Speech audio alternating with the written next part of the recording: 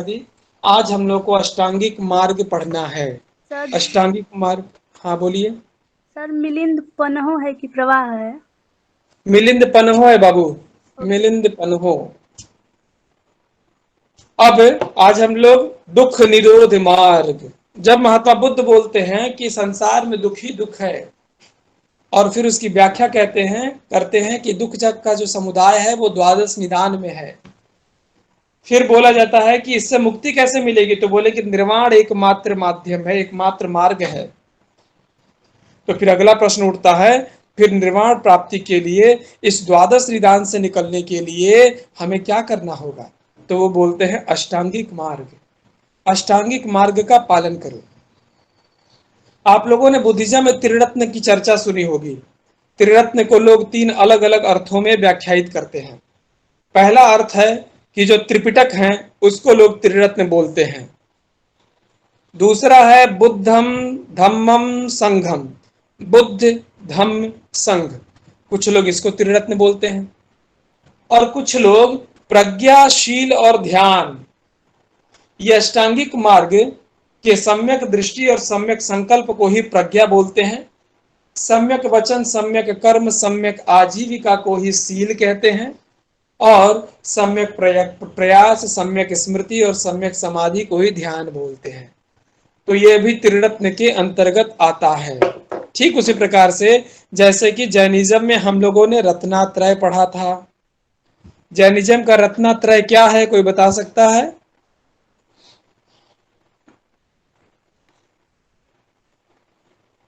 सम्यक दर्शन, सम्यक श्रद्धा, सम्यक आचरण। बहुत सही स्वर्ण, बहुत सही। त्रिड़ अपने रत्नात्रय की अच्छी चर्चा की, अच्छा आपको याद है। तो जो जैनिज्म में रत्नात्रय है उसमें भी त्रिरत्न है, बुद्धिज्म में भी त्रिरत्न है। पर कुछ लोग त्रिपिटक जो हैं, त्रिपिटक कौन कौन है, कोई बताएगा? सर विनय पिटक, अभिधाम पिटक और विनय सूत पिटक, विनय पिटक और सूत पिटक, अभिधम पिटक। सुत्त विनय अभिधम, सुत्त विनय अभिधम, सही बात है, आप लोग सही बोला। तो ये भी कुछ लोग त्रिपिटक को त्रिरत्न बोलते हैं। और बुद्धम शरणम गच्छामि, धम्मम शरणम गच्छामि, संघम शरणम गच्छामि, बुद्ध धर्म और संघ, कुछ लोग इसको ही बोलते हैं। और ये कुछ लोग 8 जो अष्टांगिक मार्ग हैं, ये 8 अष्टांगिक मार्ग कुछ और नहीं बल्कि निर्वाण प्राप्ति के 8 पड़ाव हैं। एक एक पड़ाव को पार करते जाइए और निर्वाण के आप करीब आ जाएंगे। ठीक है, अब बात आती है कि हम लोग इसकी अब एक एक करके चर्चा करें। सबसे पहला है सम्यक दृष्टिकोण या सम्यक दृष्टि। सम्यक दृष्टि क्या है? देखिए, सम्यक दृष्टि ऐसी बात है कि आप सत्य को सत्य बोले, असत्य ना बोले। जो दुराचार है उसे दुराचार माने, उसे सदाचार ना माने। जो उचित है वो अनुचित नहीं हो सकता। कहने का अर्थ ये है, आपकी दृष्टि जब किसी घटना या किसी तथ्य को देखे तो जो उसका स्वरूप, जो उसकी घटना, जो उसकी वास्तविकता है, उसे उसी रूप में स्वीकार करे, न कि वो किसी क्षेत्र, भाषा, जात, धर्म, रुचि से प्रभावित हो। और ये सम्यक दृष्टि चाहे अपने संबंध, अपने करीबी या अपने चहेते से संबंधित क्यों ना हो, उनके दृष्टिकोण में भी जो सही है वही सही मानना जाना चाहिए, जो गलत है वो गलत माना जाना चाहिए। ऐसा नहीं है कि मेरा बेटा पापी है पर मेरा बेटा है तो हम उसको दुराचारी नहीं बोलेंगे, सदाचारी बोलेंगे, ऐसा नहीं है। सम्यक दृष्टि, मिथ्या दृष्टि से बचकर वस्तुओं के यथार्थ को समझना सम्यक दृष्टि है, अर्थात राइट व्यू। इसमें सत्य जो है सत्य बोलिए, असत्य जो है वो उसको असत्य मानिए। दुराचारी है वो भले आपका करीबी है, आपका अपना है, वो दुराचारी ही है, उसको सदाचारी कह के हम मिथ्या नहीं बात को बना सकते हैं। तो पहली बात तो ये है बुद्धिज्म के अष्टांगिक मार्ग में कि आपकी दृष्टि सम्यक हो, समान हो, सभी को एक रूप में देखने वाली हो। दूसरा, सम्यक संकल्प। सम्यक संकल्प का अर्थ होता है राग द्वेष को त्याग कर 4 आर्य सत्य के पालन का निश्चय संकल्प। सम्यक संकल्प का मतलब ये हुआ कि आपने संकल्प लिया कि आप निर्वाण प्राप्ति के लिए जो दृढ़ निश्चय लिए हैं उसका पालन आप इस 4 आर्य सत्यों के अनुसार करेंगे। इनके पालन को आप करेंगे, इस दर्शन को आप समझेंगे और इस बात को समझेंगे ही नहीं बल्कि इसके लिए आप निश्चय संकल्प लेते हैं। इसके लिए आप निश्चय संकल्प लेते हैं, इसीलिए इसे कहा गया सम्यक संकल्प। ये दोनों के दोनों प्रज्ञा के अंतर्गत आते हैं। अगला सम्यक वाक या सम्यक वचन। सम्यक वाक या सम्यक वचन, आप वचन से आसानी समझ सकते हैं, सत्य एवं प्रिय वचन का प्रयोग। असत्य और कटु वचन का प्रयोग नहीं करना है क्योंकि यह भी एक प्रकार की अहिंसा है।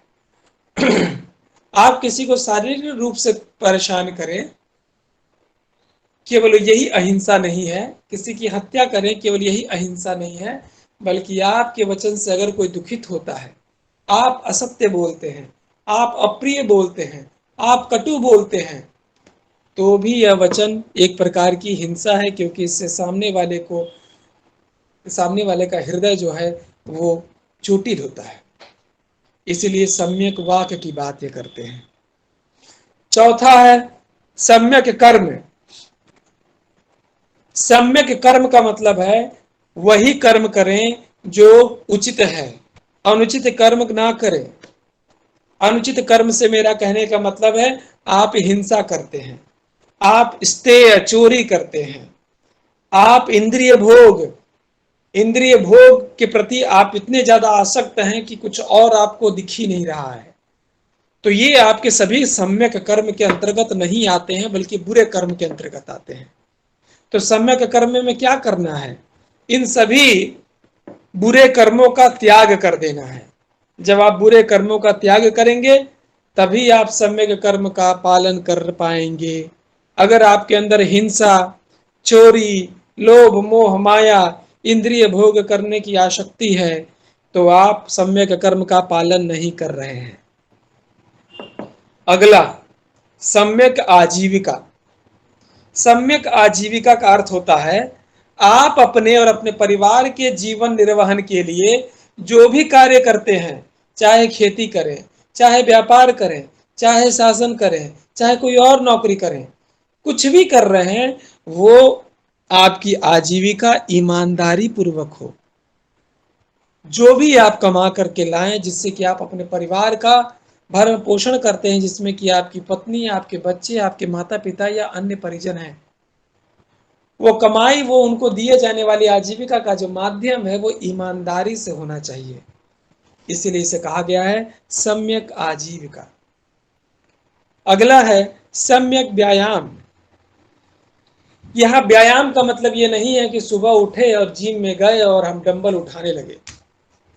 यहां व्यायाम का मतलब ये है कि ये भी एक प्रकार का परिश्रम है। क्या?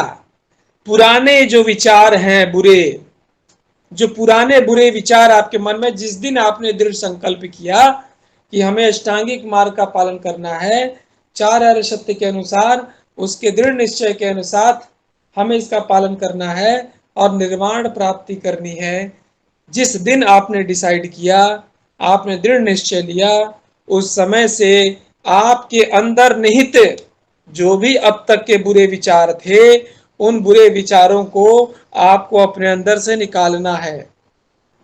जो भी आपके अंदर बुरे हैबिट हैं, उन सारे के सारी आदतों को आपको निकालना है और यह दृढ़ निश्चय करना है, दृढ़ संकल्प लेना है कि अब किसी नवीन विचार को मैं अपने ऊपर हावी होने नहीं दूंगा। सम्यक व्यायाम, आपके अंदर निहित बुरे विचार को निकालना और इसलिए दृढ़ संकल्पित होना, अपने आप को इस प्रकार से बना लेना कि अब हम कोई नवीन बुरा विचार अपने अंदर आने नहीं देंगे, मन में हम आने नहीं देंगे, इसे रोक लेना सम्यक व्यायाम कहलाता है। ये चारों सम्यक वाक, सम्यक जिसे वचन कहते हैं, सम्यक कर्म, सम्यक आजीविका और सम्यक व्यायाम, जिसे कि सम्यक प्रयास भी कहते हैं, ये सभी के सभी शील के अंतर्गत आते हैं। अंतिम के दो, सम्यक स्मृति और सम्यक समाधि, ये समाधि के अंतर्गत आते हैं, जिसे कि ध्यान भी कहते हैं। सम्यक स्मृति क्या है? सम्यक स्मृति का मतलब ये हुआ वस्तुओं के वास्तविक स्वरूप के संबंध में जागरूक रहना। वस्तुओं के वास्तविक स्वरूप के संबंध में जागरूक रहना। ये शरीर एक शरीर है, इसे भोग की वस्तु ना बनाया जाए। ये मन एक मन है, इस मन को बुरे कर्म के प्रति आकृष्ट ना किया जाए। संवेदना को संवेदना के अहम से परे रखना, स्वयं में घमंड ना आने देना, स्वयं में किसी प्रकार के किसी व्यक्ति विशेष से संबंधित क्रोध को ना आने देना। इस वास्तविकता को हमेशा दिमाग में रखना। ये शरीर शरीर है और मन मन है, दोनों के अपने कर्म हैं और कर्म ही प्रधान है। इससे परे हमें जा करके कोई कर्म नहीं करना है। ये शरीर आजीविका के लिए बना है, ये शरीर मूलभूत आवश्यकताओं की पूर्ति के लिए बना है। इसे हमें इंद्रिय भोग के हेतु बर्बाद नहीं करना है। ये मन सुविचार के लिए बना है, ये मन समाज कल्याण के लिए बना है, ये मन परोपकार के लिए बना है। इसके माध्यम से हम किसी की बुरी बातें ना सोचें, घमंड ना करें, किसी के बारे में बुरा विचार ना करें। सम्यक स्मृति कहलाता है। सम्यक समाधि, सम्यक समाधि आप इस रूप में याद रखिए कि सम्यक समाधि 8वां चरण है। इस 8वें चरण में आपको सम्यक समाधि का अर्थ यह हुआ, हमेशा आपको उपर्युक्त सातों मार्गों पर चलना है और निर्वाण की चाह रखना है। सम्यक समाधि का अर्थ हुआ उपर्युक्त सभी सातों मार्गों पर आपको चलना है, उसका अनुपालन करना है दृढ़ निश्चय के साथ, और निर्वाण की चाह पर आपको काम करना है। समाधि की अवस्था में अर्थात ध्यान की अवस्था में, यह ऐसी अवस्था है जिसमें आपको ध्यान, आपको चित्त को शांत रखना है और इसके लिए आपको उपर्युक्त सातों जो सम्यक जो हैं, सातों के सातों जो चरण हैं, उनको आपको पालन करने के लिए हमेशा दृढ़ निश्चय रहना है। इसे कहते हैं सम्यक संकल्प। अब आप बताइए कि आप में से किसी को इनमें से क्या समझ में नहीं आया, मैं उस पर चर्चा करूंगा, एक एक करके आप पूछ सकते हैं। सर सम्यक स्मृति के बारे में एक एक करके मैंने बोला। दीपक पहले आप बोलिए, क्या बोलना चाह रहे हैं? सम्यक स्मृति के बारे में एक बार फिर से चर्चा कर दीजिए। सम्यक स्मृति, सम्यक स्मृति का मतलब यह है कि आपका जो शरीर है, इसे शरीर ही समझिए, इसे किसी वस्तु विषय और इंद्रिय भोग की वस्तु ना समझे। ये जो मन को मन समझिए, मन का वास्तविक कार्य है परोपकार करना, कल्याण करना, सुविचार देखना, ना कि ईगो, ना कि बुराई सोचना इत्यादि। इसे सम्यक स्मृति कहते हैं। और किसी का कोई प्रश्न है? सर मुझे सम्यक संकल्प। सम्यक संकल्प का अर्थ होता है राग द्वेष का त्याग करके चार आर्य सत्य के पालन के प्रति निश्चय संकल्पित होना। चार आर्य सत्य के पालन के प्रति निश्चय संकल्पित होना, और ये जब निश्चय संकल्पित आप हो जाएं तो उस समय आपके मन में ना राग हो ना द्वेष हो। और सर कर्म और सम्यक प्रयास दोनों को विवेधात्मक रूप से सर एक बार स्पष्ट कीजिए सर, दोनों में कंफ्यूजन। फिर से बोलिएगा बाबू। सम्यक कर्म और सम्यक प्रयास। सम्यक कर्म और सम्यक प्रयास। सम्यक प्रयास अर्थात सम्यक व्यायाम। सम्यक कर्म का मतलब है आपके अंदर कोई भी बुरे कर्म नहीं होने चाहिए, अर्थात चोरी, अर्थात हिंसा और इंद्रिय भोग, इन सभी का त्याग करना ही सम्यक कर्म है। इन सभी का त्याग करना ही सम्यक कर्म है। सम्यक व्यायाम या जिसे सम्यक प्रयास कहा गया है, इसका अर्थ यह हुआ पुराने बुरे विचार को निकालिए और दृढ़ संकल्पित हो जाइए कि नवीन विचार आपके मन में नहीं आएंगे। और किसी का कोई प्रश्न है? सर यहाँ पे सम्यक दृष्टि में आपने बताया कि हमेशा सत्य बोलना चाहिए, तो अगर दो सत्य भाइयों ही में नहीं, लड़ाई, मैंने बोला कि किसी भी मिथ्या दृष्टि से बचिए, वस्तुओं के यथार्थ को समझिए। मिथ्या दृष्टि से बचना, वस्तुओं के यथार्थ को समझना। सत्य सत्य होता है, असत्य नहीं। दुराचारी दुराचारी होता है, सदाचारी उसे हम नहीं बोल सकते हैं। उचित और अनुचित में भेद होता है, सत्य असत्य में भेद होता है, पाप पुण्य में भेद होता है। इस दृष्टि को समझना, इस यथार्थ को समझना ही सम्यक दृष्टि है। हम लोग बोलते हैं ना बात बात में, अरे भैया समान दृष्टि से देखो, ये तुम्हारा करीबी है तो तुम इसके प्रति कुछ और सोच रख रहे हो और हमारे प्रति कुछ और सोच रख रहे हो। आदमी बातों बातें बोलता है ना, समान दृष्टि रखने की बात को सम्यक दृष्टि बोलेंगे। हाँ, जो प्रज्ञा आपका प्रश्न है कि प्रज्ञाशील और समाधि क्या है, तो देखिए ऐसा है कि ये प्रज्ञा सम्यक दृष्टि और सम्यक संकल्प को के रूप में इसको रखा गया है। और ऐसा बंटवारा क्यों किया गया है ये तो मुझे नहीं पता, चूंकि ये दर्शन का विषय है। पर ये बंटवारा क्या किया गया वो बस मैं आपको बता सकता हूँ। सपोज आप में से कोई प्रश्न करे कि सर 8 ही मार्ग क्यों, तो इसका मेरे पास उत्तर नहीं है। और किसी का कोई प्रश्न है?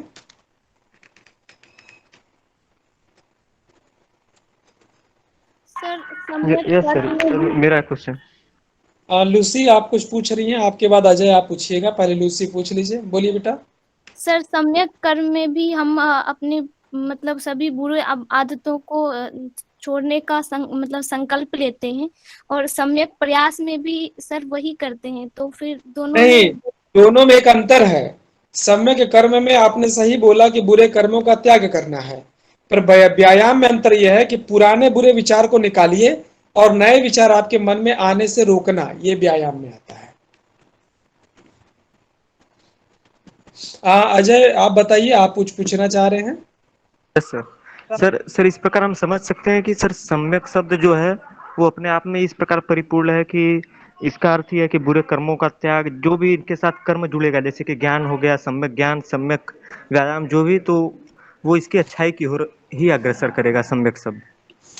सम्यक शब्द पर हमने पहले भी एक्चुअल में चर्चा कर ली है, ठीक है। सम्यक शब्द पर एक अलग हम लोगों ने व्याख्यान अलग से किया है। सम्यक किसी एक शब्द के रूप में आप नहीं समझ सकते कि आप उसे केवल समान या सत्य रूप में नहीं बता सकते हैं। सम्यक के लिए हमने यहाँ देखिए लिखा है, करेक्ट भी है, ट्रू भी है, रियल भी है और लाउडेटरी भी है। एक ऐसा शब्द, एक ऐसा सत्य है जो पूरी की पूरी निष्ठा के साथ आप बोल सकते हैं। कुछ ऐसे सत्य होते हैं, कुछ ऐसी बातें होती हैं जिसे आप दबी जुबान से बोलते हैं। सम्यक में समानता की बात तो है ही, इसी के साथ साथ ये सत्य है, करेक्ट है, रियल है, ये हमने पहले भी चर्चा की है। इसकी चर्चा मनुस्मृति में भी आई है, कात्यायन स्रोत सूत्र में भी आई है, उपनिषदों में भी आई है, ऋग्वेद, महाभारत, शतपथ ब्राह्मण में भी इस शब्द की चर्चा आई है। सर हाँ बोलिए। आपने सील में सम्यक वचन, सम्यक कर्म और सर आजीविका और व्यायाम बताया। सर एक जगह हम पढ़े थे कि बौद्ध धर्म में गौतम बुद्ध ने अपने अनुयायियों को 10 ऐसी बातें करने को मना किया था जिसे सील कहा गया है। हाँ, जो मना किया आपको, हाँ मना किया वाला जो बोल रहे हैं ना सुनील, वो टॉपिक ही अलग है, वो विनय पिटक का टॉपिक है। क्या करें क्या ना करें उसको लेकर के अलग है। अभी मैं जब आप लोग को हीनयान महायान का अंतर सुनाऊंगा, जब बताऊंगा, तब आप जानेंगे कि हीनयानियों के अनुसार क्या क्या कर्म ना करें। उसकी चर्चा मैं बाद में करूंगा। अष्टांगिक मार्ग अलग है।